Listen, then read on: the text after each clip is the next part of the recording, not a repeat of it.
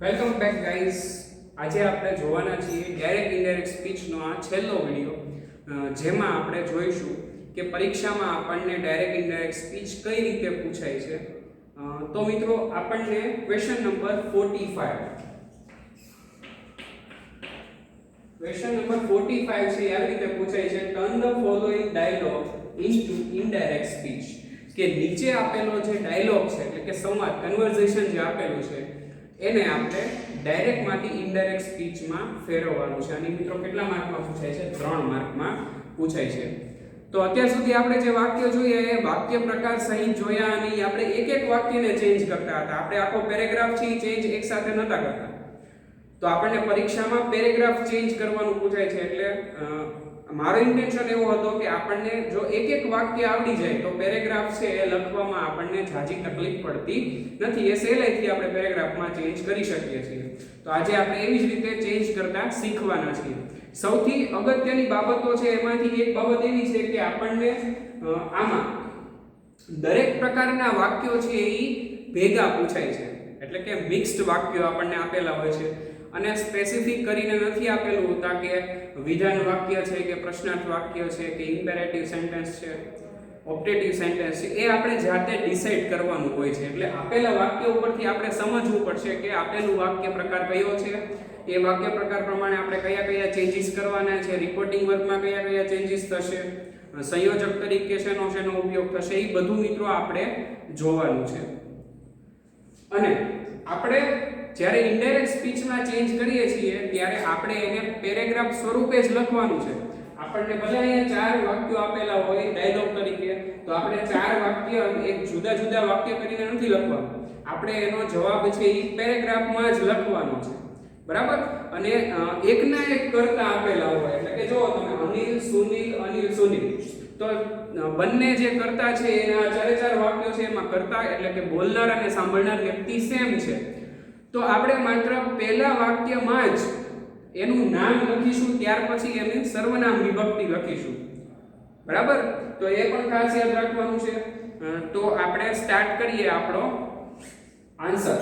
તો જ્યારે તમે આન્સર લખો છો ત્યારે તમારે આવી રીતે પેરેગ્રાફમાં જ લખવાનો છે આન્સર. એટલે આપણે અહીંથી સ્ટાર્ટ કરીશું. તો સૌથી પહેલા બોલનાર વ્યક્તિ છે એ કોણ છે? અનિલ છે. અને સાંભળનાર વ્યક્તિ કોણ છે? સુનિલ છે. આ વાક્યની વાત થાય છે. Let's go to visit Taj Mahal at Agra. આ વાક્ય કોણ બોલે છે? અનિલ બોલે છે. અને સાંભળે છે કોણ? સુનિલ. તો આપણે હવે બોલનાર અને સાંભળનાર ઉપર નીચે આવી રીતે જોવાના છે. આપણને પહેલા વાક્યમાં તો એક જ વાક્યમાં બાજુમાં આપેલું હતું, બરાબર? પણ અહીંયા ઉપર નીચે આપેલું છે. એટલે બોલનાર વ્યક્તિ કોણ છે? અનિલ. અને સાંભળનાર વ્યક્તિ કોણ છે? સુનિલ. ત્યાર પછી વાક્યની શરૂઆત જો તમે શેનાથી થઈ છે? લેટ્સ થી થઈ છે. હજી રિસેન્ટલી જ આપણે આની પહેલાનો જે વિડિયો લેક્ચર હતો એ લેટ્સ વાળા વાક્યોનો હતો. તો એ રિસેન્ટલી આપણે પૂરો કર્યો છે. એટલે તમને યાદ હશે કે લેટ્સ થી શરૂ થતું હોય વાક્ય તો આપણે કયા કયા પ્રકારના ચેન્જીસ કરવાના છે, બરાબર? તો બોલનાર કોણ છે? અનિલ. તો આપણે લખીશું અનિલ. હવે લેટ્સ વાળું વાક્ય છે એટલે રિપોર્ટિંગ વર્બ તરીકે શેનો ઉપયોગ થશે? સજેસ્ટેડ. તો અનિલ suggested to સુનિલ. આ આપણે બોલનાર અને સાંભળનાર સુધી પહોંચી ગયા, બરાબર? Anil suggested to Sunil. હવે લેટ્સ વાળું વાક્ય છે એમાં સંયોજક તરીકે શેનો ઉપયોગ થાય? that નો. એટલે આપણે વાક્યને જોડવા માટે શેનો ઉપયોગ કરીશું? that no. Anil suggested to Sunil that. હવે તમે જો અહીંયા સુનિલ નામ આપ્યું છે એટલે કર્તા તરીકે આપણે શું લઈશું લેટ્સ વાળા વાક્યમાં? that. Anil suggested to Sunil that. હવે લેટ્સ છે એની જગ્યાએ શું આવશે? should. they should. પછી આખું વાક્ય છે એમને આવશે go to visit. they should go to visit Taj Mahal at Agra. તો મિત્રો આમાં કોઈ જાજો ચેન્જીસ આપણે કર્યો નથી. માત્ર લેટ્સ વાળું વાક્ય છે એને આપણે અહીંયા ચેન્જ કર્યું. એટલે આ જે વાક્ય છે એ આપણું કમ્પ્લીટ થઈ ગયું. પહેલું વાક્ય છે એને આપણે ડાયરેક્ટ માંથી ઇનડાયરેક્ટ માં ચેન્જ કરી નાખ્યું. હવે લેટ્સ વાળું વાક્ય હતું તો લેટ્સ વાળા વાક્યના નિયમ પ્રમાણે, એટલે કે આ વાક્ય જ્યાં પૂરું થાય ત્યાં ઈ વાક્યના નિયમ પણ પૂરા થઈ જાય છે. તો લેટ્સ વાળા વાક્યમાં જે નિયમો ફોલો કરવાના હતા એ આપણે કર્યા. સૌથી પહેલા કયો નિયમ હતો? તો કે અહીંયા જે રિપોર્ટિંગ વર્બનો ફેરફાર થતો હતો એ આપણે કર્યો. સંયોજક તરીકે ધેટ નો ઉપયોગ થાય લેટ્સ વાળા વાક્યમાં. ત્યાર પછી કર્તાનો ધ્યેય તરીકે ઉપયોગ કર્યો અને શુડ છે એ આપણે લેટ્સ ની જગ્યાએ લખ્યું. હવે લેટ્સ વાળું વાક્ય હોય એમાં કાળનો ફેરફાર ન થાય. એટલે કાળનો ફેરફાર ન થાય એટલે આપણે એ રીતે વાક્ય છે એ લખી નાખ્યું. ત્યાર પછીનું વાક્ય છે એ કયું છે? How shall we go. એટલે હાઉ છે એનો સમાવેશ શેમાં થાય છે? તો કે WH ક્વેશ્ચન વર્ડમાં. તો આપણે જે interrogative sentences starting with WH question word જોયો હતો એ પાર્ટ આપણે વાક્ય પ્રકાર તરીકે કે WH ક્વેશ્ચન વર્ડ થી શરૂ થતા પ્રશ્ન વાક્ય.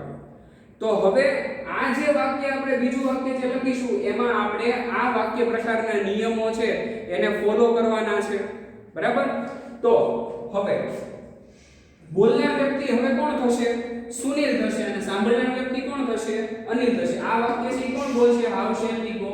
તો કે સુનિલ બોલે છે. એટલે આપણે લખશું સુનિલ. હવે WH ક્વેશ્ચન હોય એટલે આપણે રિપોર્ટિંગ વર્બ તરીકે શું લખવું પડે? આસ્ક. સુનિલ આસ્ક હિમ. જો હવે આ જે ચેન્જીસ હતો એ હું તમને જે શરૂઆતમાં કહેતો હતો કે સર્વનામનો ઉપયોગ કરવાનો છે. વારંવાર આપણે સુનિલ અને અનિલ સાંભળનાર તરીકે આપણે નામ નહીં લખીએ પરંતુ એનું સર્વનામ લખીશું તો પણ ચાલશે અને જો તમે નામ લખો તો પણ ચાલશે. એટલે સુનિલ આસ્ક્ડ હિમ. હવે WH ક્વેશ્ચન વર્ડ થી શરૂ થતા પ્રશ્નોમાં સંયોજક તરીકે આપેલા WH ક્વેશ્ચન વર્ડ નો જ ઉપયોગ કરવાનો હોય. એમાં આપણે સંયોજક તરીકે that નો કે if નો કે whether નો ઉપયોગ નથી કરતા. કારણ કે WH ક્વેશ્ચન વર્ડ થી શરૂ થતું વાક્ય હોય તો એ WH ક્વેશ્ચન વર્ડ પોતે જ એનો સંયોજક હોય. બરાબર? તો આપણે એ સંયોજક તરીકે શું લખવાનું છે? how. એટલે સુનિલ આસ્ક્ડ હિમ how. બરાબર? અહીંયા સુધી લખ્યું. પછી હવે વી છે એ આગળ વહી આવે, શેલ છે એ પાછળ જતું રહે. હવે વી છે એની જગ્યાએ શું થઈ જશે? they. એટલે Sunil asked him how they. Shall આપેલું છે. શેલ નું ઇનડાયરેક્ટ સ્પીચ શું થાય? would થાય. પેલું કોષ્ટક નો યાદ હોય તો તમારે જોઈ લેવાનું. શેલ અને will હતું એનું શું થાય? would થાય. એટલે how they would. હવે would છે એ મોડા ઓક્સિલિયરી થઈ ગઈ એટલે એની પછી જે આવે ક્રિયાપદ એમાં કોઈ પણ ફેરફાર ન થાય. એટલે how they would go. આ વાક્ય બીજું વાક્ય અહીંયા સમાપ્ત થયું, પૂરું થઈ ગયું. Sunil asked him how they would go. બરાબર? એટલે સુનિલે એને પ્રશ્ન પૂછ્યો કે તેઓ કઈ રીતે જશે. ઓકે. હવે જે ત્રીજું વાક્ય છે એ કોણ બોલે છે? પાછું અનિલ. અને સાંભળે છે કોણ? સુનિલ. એટલે આપણે શું લખીશું? અનિલ બોલનાર તરીકે. હવે વાક્ય કયું છે? we will go by train. એટલે અનિલ છે એ શું કહે છે કે આપણે શેમાં જશું? તો કે ટ્રેનમાં જશું. આપણે ટ્રેનથી જશું. એટલે હવે આ મોડલ ઓક્સિલરી વાળું વાક્ય છે એટલે આ વાક્ય કેવું થયું? વિધાન વાક્ય થયું. બરાબર? તો આનો ચેન્જીસ આપણે શેમાં કરવાનો છે? વિધાન વાક્યનો. ખરેખર આ વાક્ય જોઈએ તો કયા કાળનું છે? તો કે સાદા ભવિષ્ય કાળનું છે. કારણ કે shall will plus V1 આપેલું છે. બરાબર? તો હવે આને જે પ્રશ્ન પૂછ્યો હતો એનો જવાબ કોણ દે છે? અનિલ દે છે. એટલે આપણે અહીંયા શું લખીશું? રિપ્લાય. અનિલ રિપ્લાયડ હિમ. હવે મિત્રો આ જે છે ને એ ખૂબ જ અગત્યનું બને છે જ્યારે તમે પેરેગ્રાફને ટર્ન કરો છો એ ડાયરેક્ટ ઇન્ટુ ઇનડાયરેક્ટ. તો એ મિત્રો ખાસ યાદ રાખવાનું છે કે તમે જેટલી વખત પ્રશ્નોનો જવાબ દેશો એટલે કે અહીંયા આ પ્રશ્ન વાક્ય છે તો હવે પછી જે આ ભાઈ બોલશે એનો જવાબ હશે. તો જવાબ આપવા માટે તમારે રિપોર્ટિંગ વર્બ તરીકે હંમેશા રિપ્લાઇડ નો ઉપયોગ કરવો પડશે. જ્યારે પ્રશ્ન વાક્યનો તમે જવાબ દો છો ત્યારે રિપોર્ટિંગ વર્બના ચેન્જીસ થાય છે કયો થાય છે? તો કે રિપ્લાઇડ નો થાય છે. અહીંયા તમે પ્રશ્ન વાક્ય પૂરું કર્યું ને આપણે ત્રીજું વાક્ય શરૂ કરીએ છીએ પરંતુ અહીંયા છેલ્લે પ્રશ્નાર્થ વાક્ય હોવાથી આનો જવાબ હવે આ ભાઈ અનિલભાઈ દેશે. સુનિલે જે પ્રશ્ન પૂછ્યો કે હાઉ શેલ વી ગો, આપણે કઈ રીતે જશું? તો એનો જવાબ અનિલ દેશે. શું કહે છે? We will go by train. કે આપણે ટ્રેન દ્વારા જશું. એટલે એનો એ જવાબ દેશે એટલે રિપોર્ટિંગ વર્બ તરીકે આપણે અનિલ પછી શું લખીશું? રિપ્લાય. અનિલ રિપ્લાઇડ હિમ. આ હિમ એટલે કોણ? સુનિલ. કે અનિલ એને જવાબ આપે છે. હવે શું જવાબ આપે છે આપણે જોઈએ કે we will go by train. તો અનિલ છે એ રિપ્લાય આપીને શું કહે છે?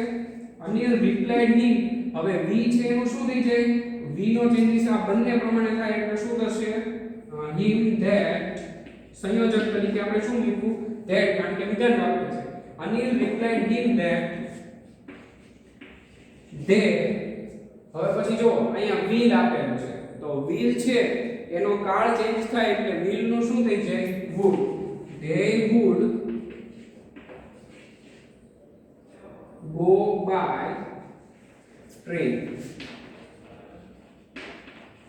એટલે અનિલે જવાબ આપ્યો કે તે લોકો ટ્રેન દ્વારા જશે. પછીનું વાક્ય છે Sunil, what a wonderful idea it is. તો તમે જો અહીંયા આપણને ઉદ્ગાર ચિહ્નની નિશાની આપેલી છે એટલે આ એક્સક્લેમેટરી સેન્ટેન્સ થયું, ઉદ્ગાર વાક્ય થયું. ઉદ્ગાર વાક્યના નિયમો યાદ કરવાના. રિપોર્ટિંગ વર્બ તરીકે શું આવે? બરાબર. તો રિપોર્ટિંગ વર્બ તરીકે આપણે શેનો ઉપયોગ કરીએ છીએ? તો કે વાક્યમાં રહેલા ભાવ ઉપરથી આપણે નક્કી કરીએ છીએ કે રિપોર્ટિંગ વર્બ તરીકે આપણે શું લખીશું. એક્સક્લેમ્ડ વિથ એટલું તો નક્કી છે, પછી શું લખવાનું છે એ આપણે આપેલા વાક્ય ઉપરથી નક્કી કરીએ છીએ એટલે આપણે લખીશું સુનિલ. હવે વાક્ય કોણ બોલે છે? આ સુનિલ બોલે છે એટલે કર્તા તરીકે કોણ આવશે? Sunil. explained Sunil explained with wonder. Sunil explained with wonder to him. બરાબર. આટલું વાક્ય થઈ ગયું. કારણ કે એક્સક્લેમેટરી સેન્ટેન્સ છે એટલે આપણે શું લખીશું? explained with wonder to him. કોને કહે છે? તો કે અનિલને કહે છે. Sunil explained with wonder to him. હવે તમને ખબર હશે એક્સક્લેમેટરી સેન્ટેન્સ છે એને આપણે સૌથી પહેલા વિધાન વાક્યમાં ચેન્જ કરવું પડે અને વિધાન વાક્યમાંથી આપણે એનું ડાયરેક્ટમાંથી ઇનડાયરેક્ટ કરીએ એટલે શું થઈ જાય? તો કે સૌથી પહેલા તો આપણે વાક્યને જોડવા માટે એક્સક્લેમેટરી સેન્ટેન્સ હોય એમાં શેનો ઉપયોગ કરતા હતા? that. Sunil explained with wonder to him that it is. અહીંયા આપેલું છે તો કે વિધાન વાક્યમાં કરતા છે એ ક્યાં વહી આવે? આગળ વહી આવે. એટલે શું લખીશું? it. પછી is છે એનું શું થઈ જાય? was. that it was a wonderful idea છે. બરાબર. તો એમાંથી what a wonderful idea એવું આપેલું છે એટલે એમાંથી આપણે કંઈ કાઢવું પડશે. બરાબર. તો what છે એ નીકળી જશે એટલે it was a wonderful idea. Sunil explained with wonder to him that it was a wonderful idea. તો આ રીતે મિત્રો આપણે આ ચોથું વાક્ય છે એક્સક્લેમેટરી સેન્ટેન્સ હતું એટલે આપણે એના નિયમો પ્રમાણે એને ચેન્જ કર્યું. તો આવી રીતે મિત્રો આપણે પેરેગ્રાફ છે એને ડાયરેક્ટમાંથી ઇનડાયરેક્ટમાં ટર્ન કરવાનો છે. એના જે અગત્યના નિયમો છે ફરી વખત રિપીટ કરું છું કે આપણને આમાં દરેક પ્રકારના વાક્યો છે એ ભેગા આપ્યા હશે. ભેગા આપ્યા હોવાથી આપણે એક એક વાક્ય છે એને સમજતું જવાનું છે અને એ વાક્ય કયા પ્રકારનું છે, કયા ટાઈપનું છે એ પ્રમાણે એના નિયમોમાં ફેરફાર કરવાનો છે. તમે પહેલું વાક્ય જોવો તો એ દરખાસ્ત કે મંજૂરી વાળું વાક્ય હતું એટલે કે લેટ્સ થી શરૂ થતું વાક્ય હતું. તો લેટ્સ થી શરૂ થતું હોય એ વાક્યના કયા નિયમો હોય, ત્યાર પછીનું WH ક્વેશ્ચન વર્ડથી શરૂ થતું હોય એના કયા નિયમો હોય, વિધાન વાક્ય વાળું વાક્ય હોય એના કયા નિયમો હોય અને છેલ્લે એક્સક્લેમેટરી સેન્ટેન્સ એટલે કે ઉદ્ગાર વાક્યમાં કયા કયા નિયમો છે એને આપણે આ રીતે ચેન્જ કરતા જવાના છે. તો એની માટે મિત્રો આપણું બેઝિક નોલેજ જે આપણે શરૂઆતના વિડિયો લેક્ચરમાં બધા કોષ્ટક જોયા હતા, changes in pronoun, changes in tense, સમય અને સ્થળ સૂચક દર્શાવતા શબ્દોનો ફેરફાર, ત્યાર પછી આપણે વિધાન વાક્યથી શરૂ કર્યું, ત્યાર પછી આપણે જોયા WH ક્વેશ્ચન વર્ડ, ત્યાર પછી હેલ્પિંગ વર્બથી શરૂ થતા પ્રશ્નો જોયા, ત્યાર પછી આપણે ઇમ્પેરેટિવ સેન્ટેન્સ એટલે કે આજ્ઞાર્થ વાક્ય જોયા, આજ્ઞાર્થ વાક્ય પછી એક્સક્લેમેટરી સેન્ટેન્સ એટલે ઉદ્ગાર વાક્ય, ત્યાર પછી ઓપ્ટેટિવ સેન્ટેન્સ એટલે કે શુભેચ્છા દર્શક વાક્યો, છેલ્લે પછી લેટ અને લેટ્સ વાળા વાક્યો જોયા અને છેલ્લે મિત્રો આપણે આ એક્સરસાઇઝ જે પરીક્ષામાં પૂછાય છે એ આપણે લખીએ છીએ. એટલે આપણે જ્યારે જવાબ લખીશું ત્યારે આવી રીતે પેરેગ્રાફ જે આપણને ડાયલોગ આપેલો છે એને આપણે પેરેગ્રાફમાં લખવાનો છે, એક એક પોઈન્ટ કરીને લખવાનું નથી અને જે એના ચેન્જીસ થાય છે જે પ્રમાણે એ જ પ્રમાણે આપણે એના ચેન્જીસ છે એ કરવાના છે. આમાં મિત્રો આપણી ભૂલ પ્રમાણે માર્ક છે એ આપણા કટ થાય છે. આખો પ્રશ્ન છે એ કેટલા માર્કનો હોય છે? 3 માર્કનો હોય છે. જેટલી આપણે ભૂલ કરશું એટલા માર્ક છે એ 3 માંથી આપણા કટ થતા જશે.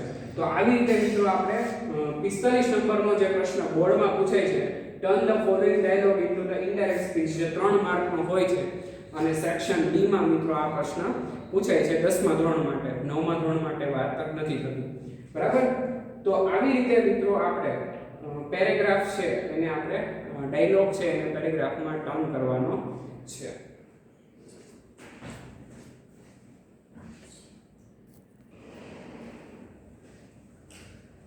સો ગાઈસ, અહીંયા આપણો ડાયરેક્ટ ઇનડાયરેક્ટ સ્પીચનો જે ગ્રામરનો ટોપિક છે એ પૂરો થાય છે. આપણે દરેક પ્રકારના વાક્ય પ્રકાર જોયા અને એને સમજ્યા અને ત્યારબાદ આપણે આ એક્સરસાઇઝ દ્વારા એને સોલ્વ કર્યા.